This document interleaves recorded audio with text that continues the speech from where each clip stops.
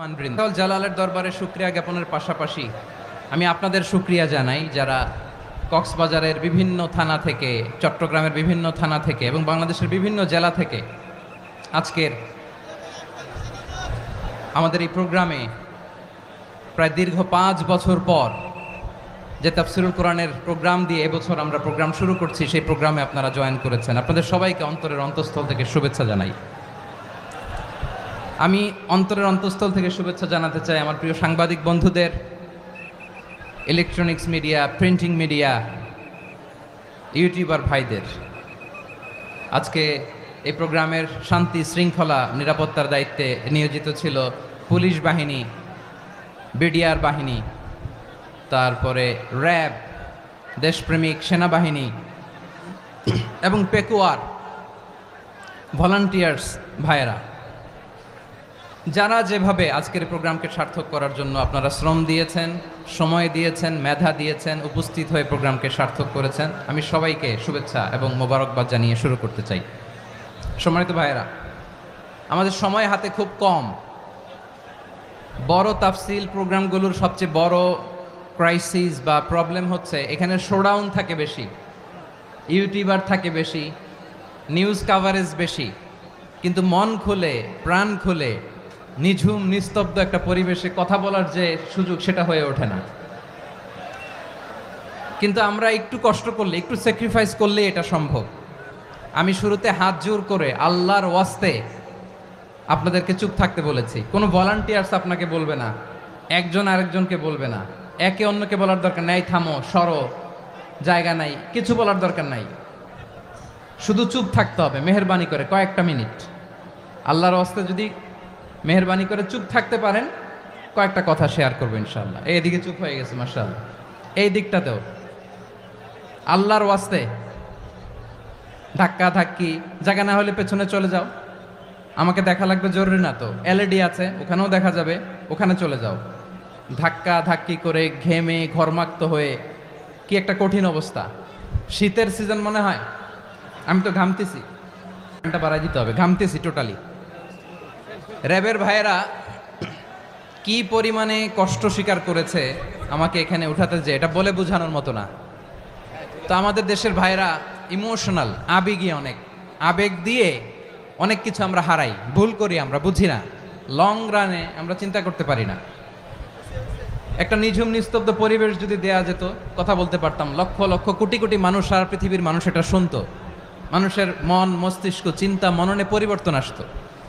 কিন্তু ধাক্কা ধাক্কি করে আসতে আসতে আমাদের মাইন্ড ডিস্টার্ব হয়ে যায়।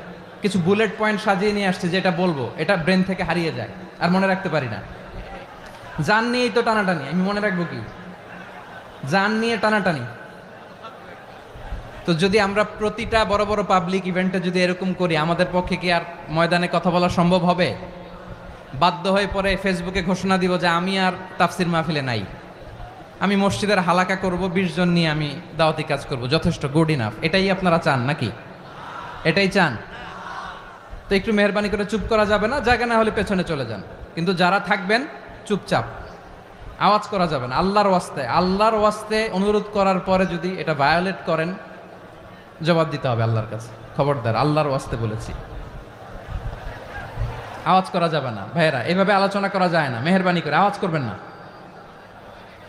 আমার দিকে তাকান। আজকে যে টপিকটা নিয়ে আমি আপনাদের সামনে কথা বলবো, সেটা হচ্ছে আমাদের ধর্মীয় জীবনে, সামাজিক জীবনে, রাষ্ট্রীয় জীবনে ঐক্যবদ্ধ থাকার গুরুত্ব। The importance of unity in our life. আমরা ঐক্যবদ্ধ থাকতে চাই কি চাই না? এই আপনাদের গলার আওয়াজ। আমরা ঐক্যবদ্ধ জীবনযাপন করতে চাই কি চাই না? চাই। ঐক্যের কোনো বিকল্প নাই। গত 50 বছর তো দেখেছি এ ডিসইউনিটি, অনৈক্য, বিভেদ, বিচ্ছিন্নতা আমাদেরকে কোথায় নিয়ে গিয়েছে। এই যে দেখেন, কিছুদিন আগে আমাদের বর্তমান নেতা ডক্টর ইউনূস, উনি সব রাজনৈতিক নেতৃবৃন্দদেরকে ডেকেছেন একটা ইস্যুকে কেন্দ্র করে। তার মানে গোটা বাংলাদেশ এক হয়ে গিয়েছে। আমরা সবাই উদ্বেলিত হয়েছি, উচ্ছ্বসিত হয়েছি, ঠিক কিনা বলেন? রাজনৈতিক নেতাদেরকে ডেকেছেন উনি, আমরা এক হয়েছি।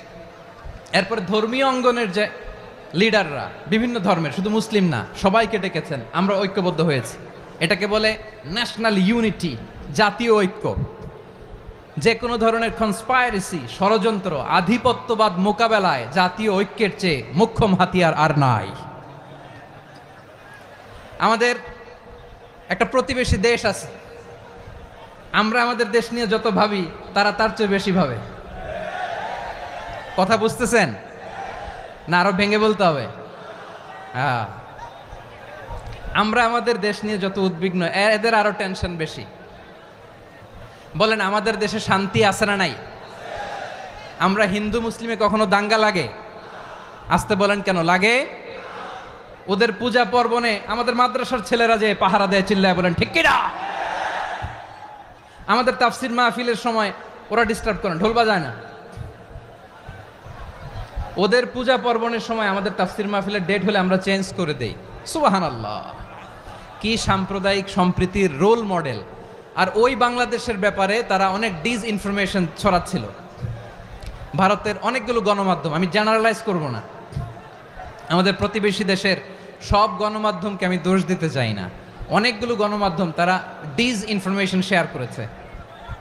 ডিসইনফরমেশন আর মিস ইনফরমেশনের পার্থক্য আছে। মিস ইনফরমেশন না জেনে ভুল বুঝে একটা মিথ্যা বা ভুল তথ্য ছড়িয়ে দেয়া, এটার ক্ষমা আছে, এটার কি আছে। আর ডিসইনফরমেশন মানে ইচ্ছা করে, প্ল্যান করে, ম্যাপ করে, ছক এঁকে মিথ্যা, গুজব, রটনা সোশ্যাল মিডিয়ায় ছড়ানো, এটার ক্ষমা আছে?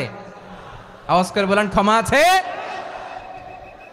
ভারতের কিছু গণমাধ্যম তাই করেছে, আমরা ব্যথিত হয়েছি, আমাদের হৃদয়ে রক্তক্ষরণ হয়েছে।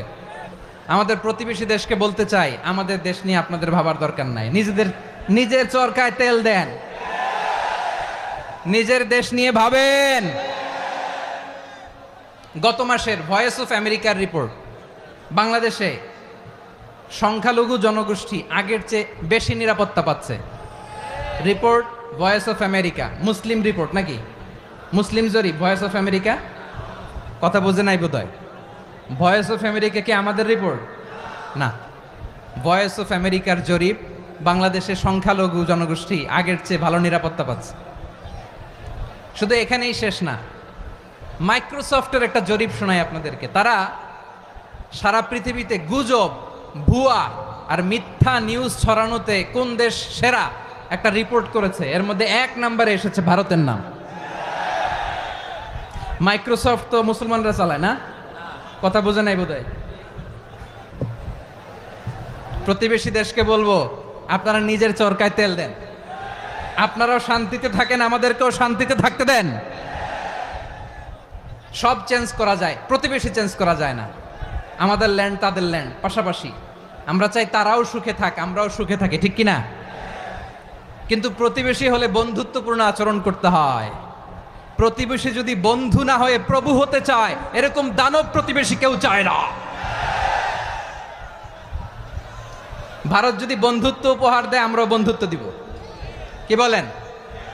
তারা যদি বন্ধুসুলভ আচরণ করে, আমরাও বন্ধুত্ব উপহার দেব। কারণ আমাদের পররাষ্ট্র নীতি হচ্ছে সবার সাথে বন্ধুত্ব, কারোর সাথে বৈরিতা নয়। আলহামদুলিল্লাহ বলেন, কত চমৎকার পলিসি আমাদের। আমরা নির্বিবাদী, আমরা বাংলাদেশিরা শান্তিকামী, we are proud of that. এজন্য আমরা গর্ববোধ করি। আমাদের পররাষ্ট্র নীতি সবার সাথে বন্ধুত্ব, কারোর সাথে শত্রুতা নয়। তাই প্রতিবেশী দেশকে বলবো, আমার ভাইয়েরা, আপনারাও আমাদের ভাই, বন্ধুত্ব দিলে বন্ধুত্ব পাবেন। বন্ধুত্ব ইজ ওয়েলকাম, দাদাগিরি নয়। বন্ধুত্ব ওয়েলকাম, দাদাগিরি নয়, লাউড অ্যান্ড ক্লিয়ার। ভারত যদি বন্ধুত্ব দেখায়, বন্ধুত্ব পাবে। কিন্তু ভারত যদি বাংলাদেশে আধিপত্যবাদ বিস্তার করতে চায়, বাংলাদেশের 18 কোটি জনগণ সেটা রুখে দেবে। ভারত যদি গৌর গোবিন্দের ভূমিকায় নামতে চায়, দেশের 18 কোটি মুসলমান শাহজালালের ভূমিকায় নামবে।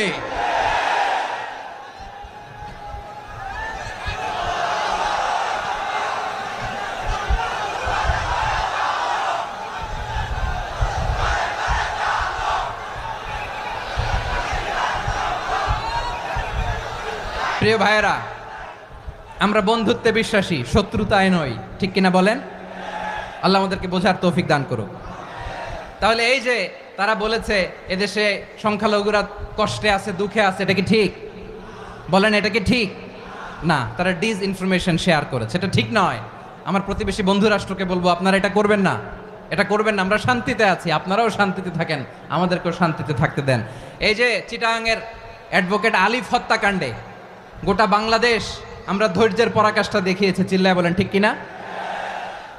আমাদের নেতা আমাদেরকে ডেকেছে, আমরা শান্ত থেকেছি। আমরা শান্ত থাকতে চাই, আমরা ঐক্যবদ্ধ থাকতে চাই। যে কোনো ষড়যন্ত্র রুখে দেওয়ার জন্য ঐক্যবদ্ধ প্রচেষ্টার কোনো বিকল্প নাই।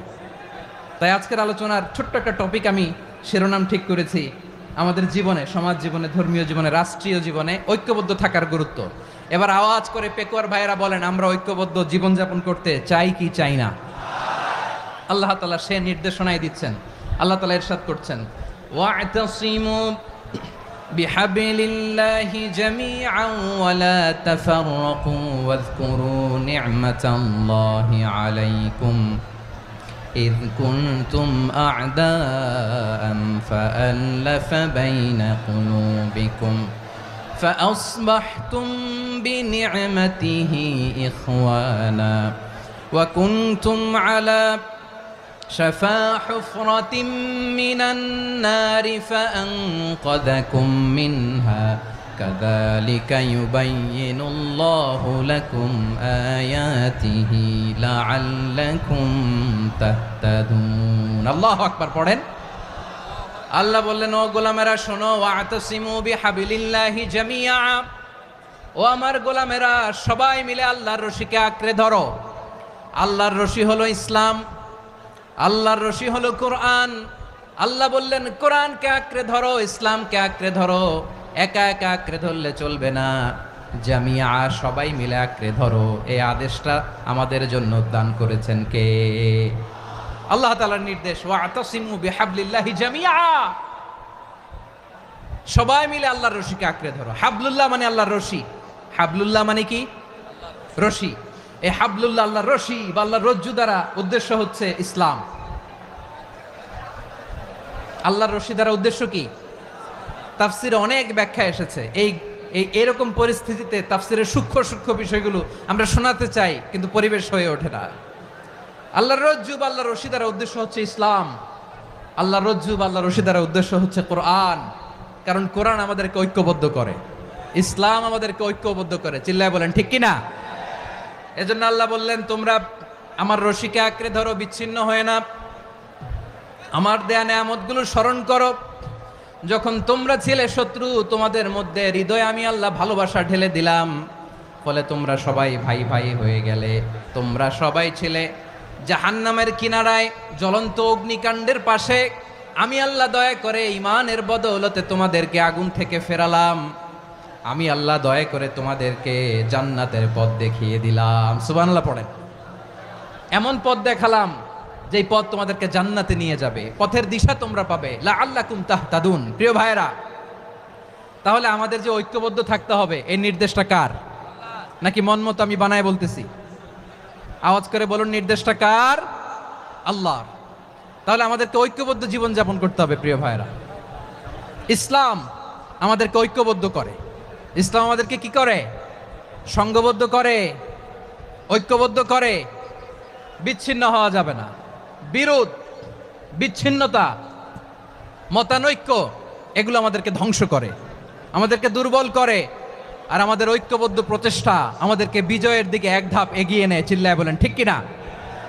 এজন্য আল্লাহ বললেন, ওয়া'তাসিমু বিহাবলিল্লাহি জামিআ, তোমরা আল্লাহর রশিকে আঁকড়ে ধরো, তোমরা ঐক্যবদ্ধ জীবন যাপন করো, তোমরা বিচ্ছিন্ন হইও না। বিচ্ছিন্ন হইলে লস, ঐক্যবদ্ধ হলে সেখানে কল্যাণ আছে না নাই?